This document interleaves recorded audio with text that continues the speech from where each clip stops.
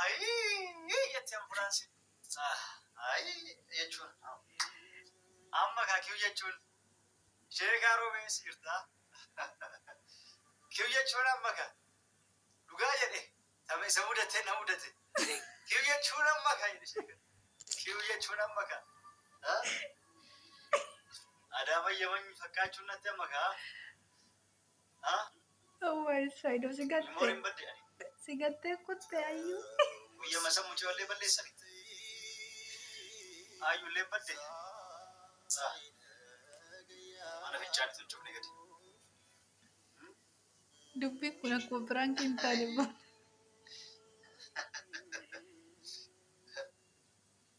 Rifeensa ayyuu ta'uu qabu.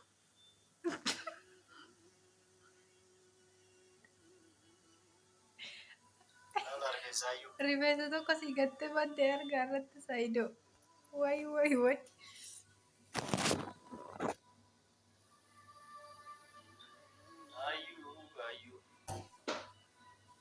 Ayyuu.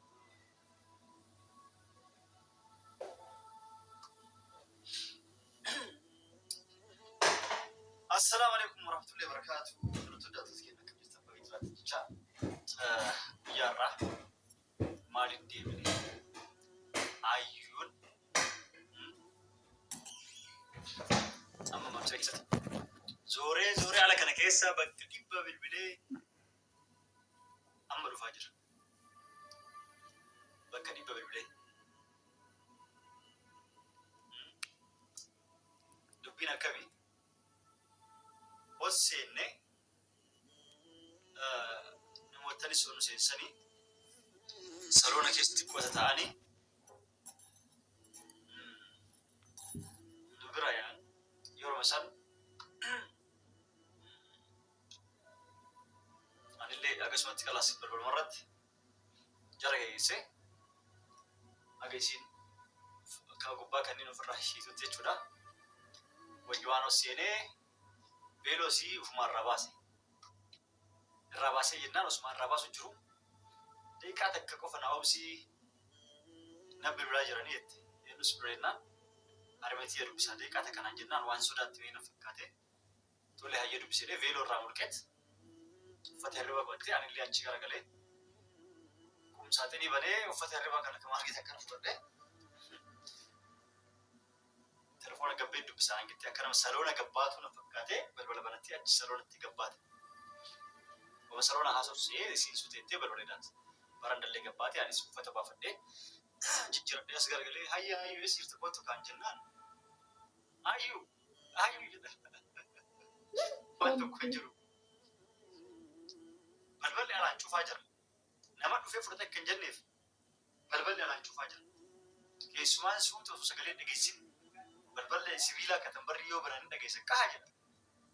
Akka dhageessines suuta bantee jettee baafattee kuttee jechuudha. Barbaada uffataan godhan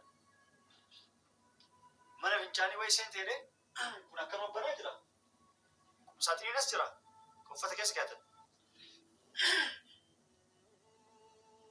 Mana fincaanii wayii seenteedhee kaalaa seenteedhee gabba'e. Yoo laalu hin jiru sunis.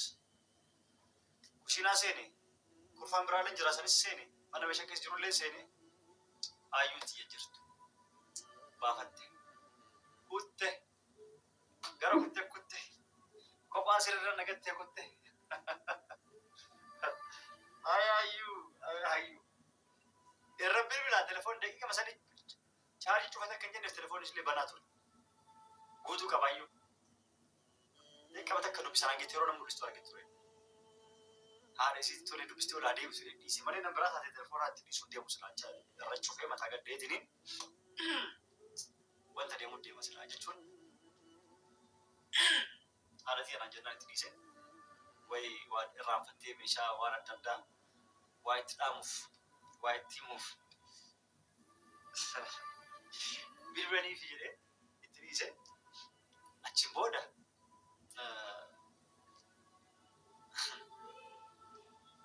gabbee isin barbaadu hin jirtu. Bilbila irraa bilbila cufaa. Bilbilaan isin ba'een fuula. Ol deebi'ee telefoona guddaa irra bilbila cufaa.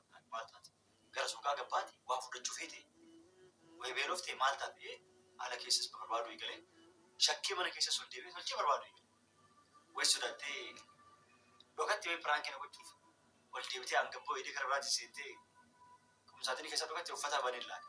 Mana keessa guutuu fattashee dhabee namatti illee maal jedhee bilbila badde maal jechuudha eetini uma jiru wallaaleet ganda keessaa gabbabbee karaa aga aspaaltii akkama gabbee deddeebi'e kophee shabatii godheetumaan deemee barbaade bakka hundaa mee haaru akira dhabeeni eege deeqaa kudhanni eege 15 eege 20 sa'aat akka hin ture dhabnaan namatti bilbiluu eegale eenu na aman maal jechuu keessan jira dhiis gaama guyyaa jechuudha keetillee piraankii dhiistu ati dalagaa yoo baraanaa jira guyyaa bachara keetillee piraankii kan nurraa dhiistu ay dalagaa yoo baraa akkasi waliigaa bilbilee in shakkii wayna duban dhufee mubee faa wallee dhuftee wajji kuttee way eegeerumte booda gaabbitee way immoo innummaan kan duraan jaalataa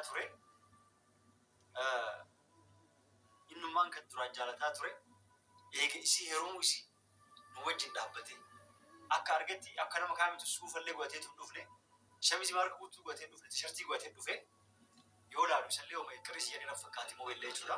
Kuma nama argee wayi aboo mubee coonees jirti jedhee coon tamnaan jedhu tapha kan dhiisii yeroo balbala dhufteetiin fuutee deemtuun fa'a aayuu fayyadee itti kennu aboo tapha akkaan irraa dhiisii kan maal jechuun jirtu guyyaa carqeetti ilaatillee taphatu jirta piraankiin guyyaa jirta jedhe jedhee waa akka ta'e hiikkate akka haasa'asaatti illee isallee shakkinee nagarree bilbilaan ture ijoolleetti walii gaba bilbilee obboleessatti akira nama beeku bilbilee gaafadhe obboleessa faattis gara maatii bilbilee gale guyyaa har'aati illee piraankii fittuu naan jedhe wajjumaan teettanii piraankiin guyyaa jirteen naan dubbiin akkam jedhee dubbiin seereesiidha dhugaadhaa jedhee itti hime jechuudha. In agarree hayyuu haalatii hirbisetti telefoon na biraa gabbaate achiin gabbaate kuttee akkuma veeloo baafattee gaduun teennee fuulumaan dhiqannee shaaworii seenne akkasuma baate ni kutte maal jechuu jedhee yoo gaafadhu nam tokko na amanuu dide telefoon irra cufan tapha keessan dhiisa jedhe obboleeyyan keettis biroodhe hunduu akkas taphanii isaanii jedhe